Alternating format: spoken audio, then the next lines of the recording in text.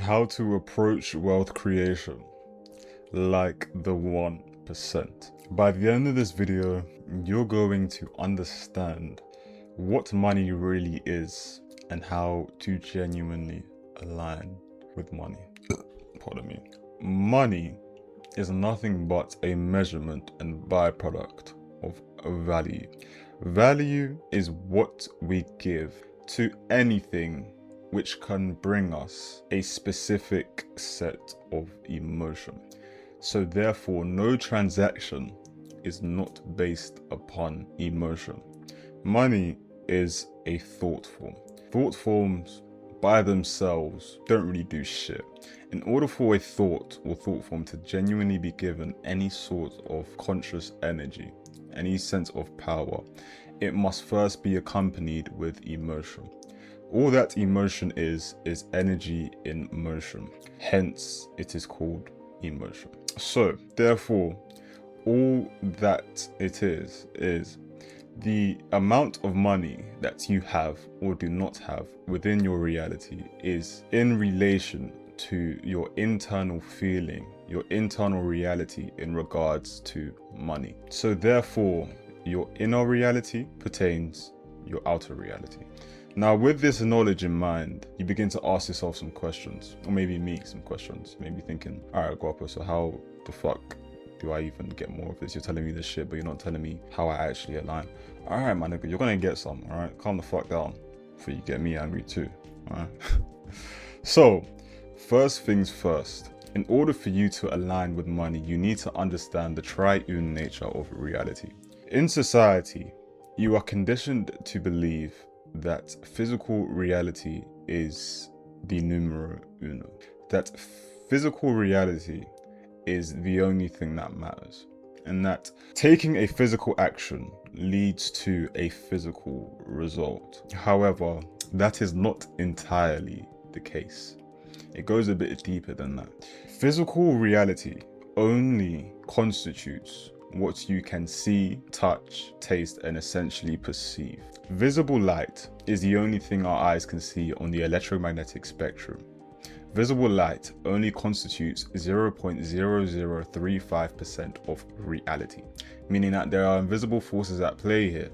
These invisible forces are the spiritual plane and the mental plane. The triune nature of reality is mind, body, soul.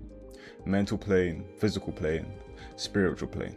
The spiritual plane and the mental plane are the planes of cause, while the physical is the plane of effect. Now imagine trying to change an effect with an effect. Doesn't that sound a bit retarded, a bit dumb, a bit ludicrous?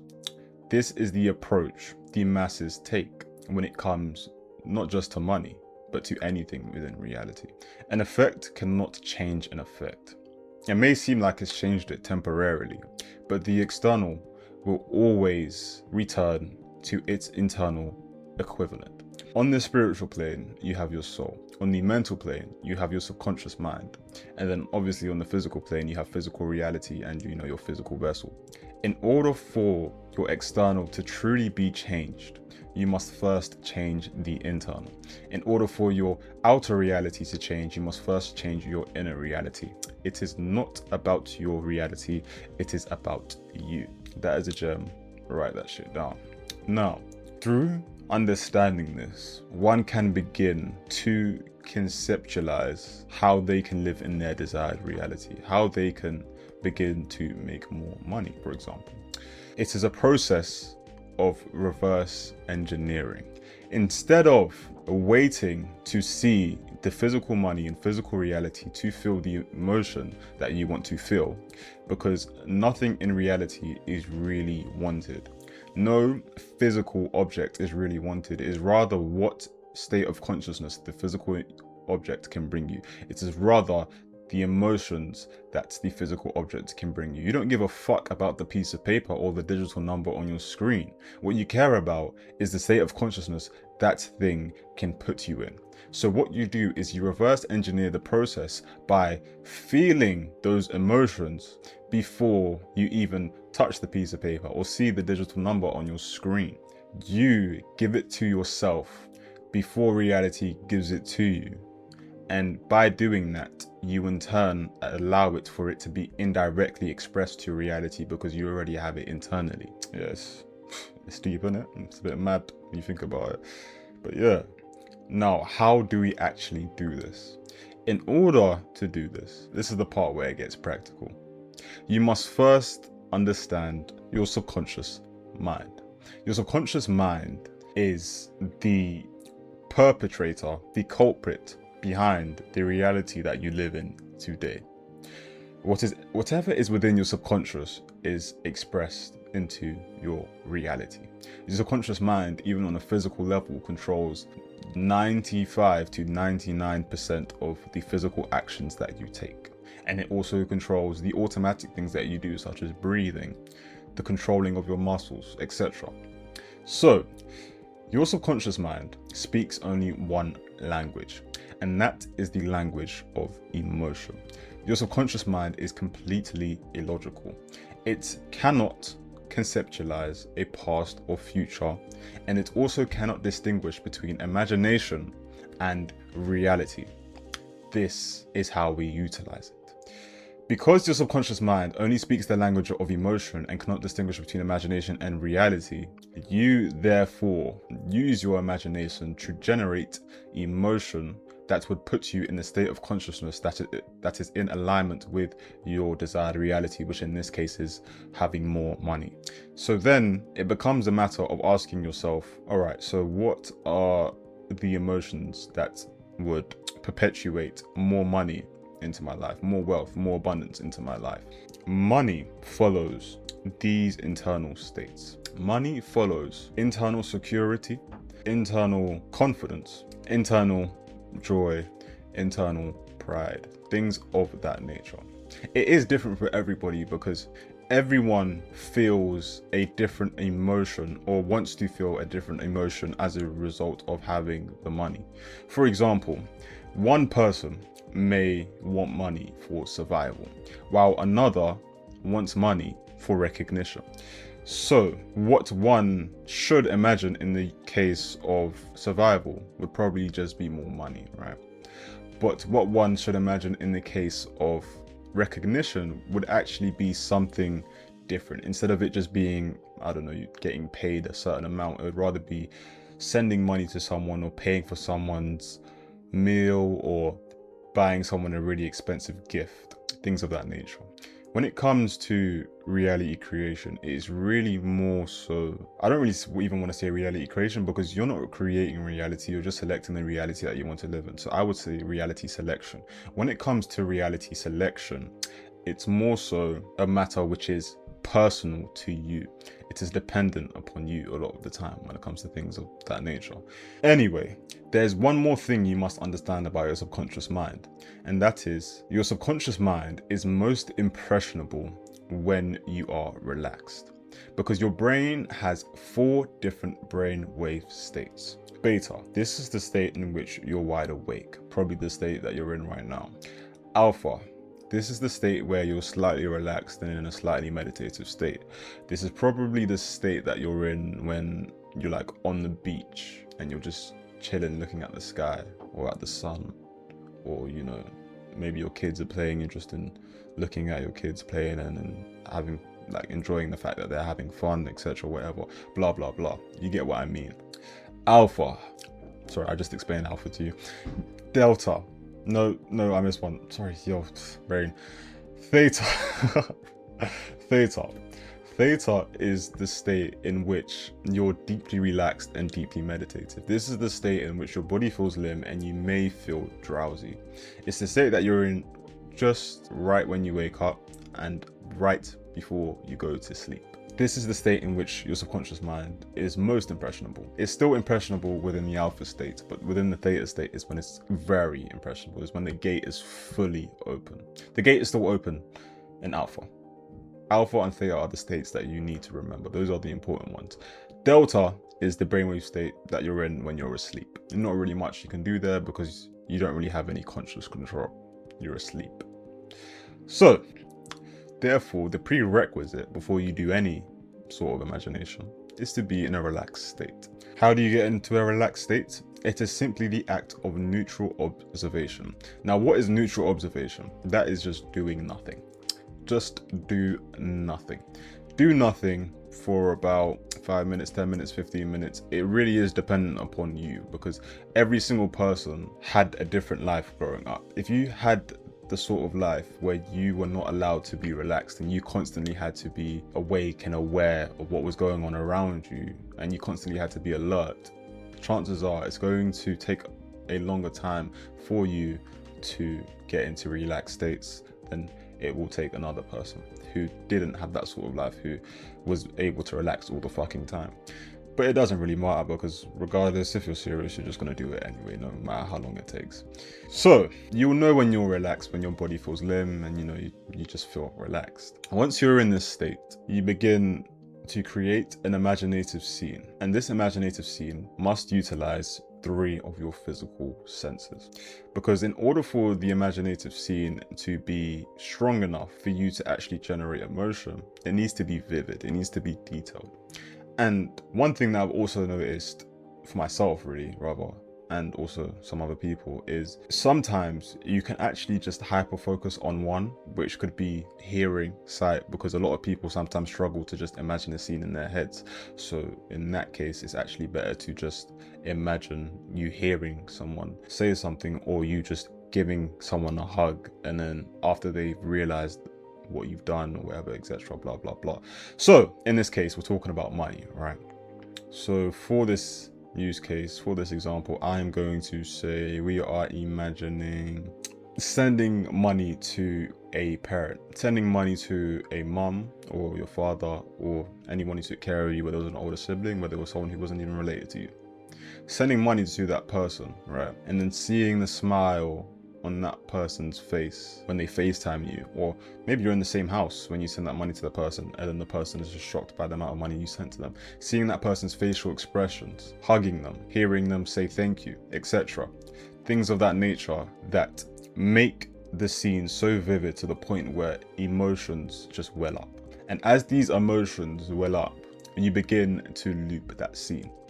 You loop that scene indefinitely until you no longer feel the emotion any longer. When you no longer feel the emotion, stop. Just stop. Because if you keep looping it while you no longer feel emotion, it begins to feel like you're convincing yourself of it. It begins to feel like you're trying to tell yourself a lie. And then it becomes a breeding ground for doubt to sprout. Oh shit, that rhymed. But yeah, it becomes a breeding ground for doubt to sprout. So after you're done with this, the first thought you think regarding that imaginative scene that you created and fully felt and were fully immersed within, all you do is just think that thought consciously throughout your day and allow the feeling to charge the thought. Because all that manifestation really is, or that this approach really is convincing your subconscious mind of an idea. And as we've already said, your subconscious mind speaks the language of emotion. So if this thought that you're looping is not accompanied with feeling, then it's not really doing anything. It's not really being permeated into your subconscious mind in order for it to then be permeated into reality. And after you've done this, right, and you're doing this, also make sure at the same time that you look for your desired reality within your current reality. Because your desired reality comes to you when it realizes that you don't need it anymore, that you don't really want it that much. Because you wanting something gives off the indication to reality that you don't have it. Gives off the indication to your subconscious that you don't have it. That is the whole reason that this technique is even done, because the whole point of manifestation is not to change your outer reality, but rather change your inner reality. And it's to change your internal so much to the point where you are no longer emotionally dependent upon the external anymore. You are no longer dependent upon seeing it in your reality for you to believe that you already have it. And when I am talking about belief, I am talking about belief in the realm of knowing, where the amount of conviction that you have in it is the same amount of conviction you would have in that light switch that you like to press turning on, in you turning on your PC, or in you turning on your kettle to boil. Typically, when one refers to belief, you are referring to trusting, within something, but trusting implies for another possibility, and the implication of another possibility is simply just a breeding ground for doubt to sprout. That is a gem. Write that shit down. So another practical on top of this is to emotionally collapse negative experiences in regards to money. Now, Guapo, what do you mean by this? What I mean is, whenever you experience adversity regarding money, instead of reacting, take a moment to pause. Take a moment to sit on a chair or relax on a bed. And then that negative emotional energy that you feel, understand that the emotion itself isn't negative, because all emotion is energy in motion. And adopt and internalize that it is just energy. Place your hand on your solar plexus, because this is where most energies are felt. This is where most emotions are felt. And allow yourself to fully feel that emotion, because emotions aren't supposed to be met with resistance. They are supposed to be fully felt. Fully feel that emotion and allow it to pass. While you are fully feeling the emotion, tell yourself that this adversity is not representative of your current reality. Understand and internalize the fact that the physical is an illusion not in the idea that it is fake, but an illusion in the truth that it is not the cause, that it is only a realm of effect.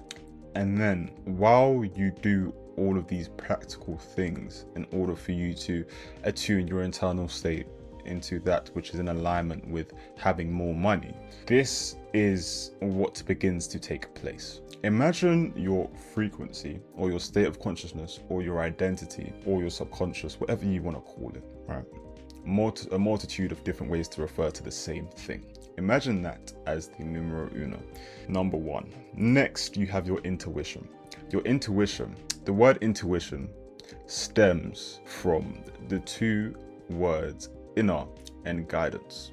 Your intuition creates compelling thoughts that compel you to take action, mental nudges that compel you to take action, and then those same nudges cause action to occur, and that action then affects reality. Now think back to what I said at the beginning of the video. I told you that you are conditioned to believe that the physical is the numero uno, and that the physical action that you take leads to a physical result. And I said it goes deeper than that. I didn't dispute it. I didn't say it's not true. I just said it goes deeper than that. And what I meant by that was the frequency that you're in perpetuates the correct action in alignment. Action that is not in alignment doesn't do shit. This is why one will go to the gym for an extremely decent amount of time, and then they'll come back to those old habits again. They'll stop going to the gym. It was all because their frequency or their state of consciousness was not in alignment with the person who goes to the gym. So extrapolate this to money. That one person who decides to start taking advances towards making money, they eventually stop applying for jobs. They eventually stop learning that skill. And the reason why is because their state of consciousness was not in alignment with the action. And that is the whole precipice of this. You must first internally align, and then the actions that you take will be in alignment with the internal that you already are. And therefore, there will be a unification across all of reality, across all three planes within reality. That is all for today. Thank you for tuning in this week. Make sure, I think I just hit my mic. I'm not sure if you guys heard me when I said that, but make sure you take some notes. And the notes that you take, jot them down in the comments, because chances are, like I always say, you guys probably extrapolated different things from this video due to the fact that whenever you're taking in any sort of information, what you are taking in is not the information itself, but rather your state of consciousness in relation to the information. That also rhymed. Wow, I'm rhyming a lot today. But that is all for this week. Thank you guys for tuning in, and I will see you next week. Bye.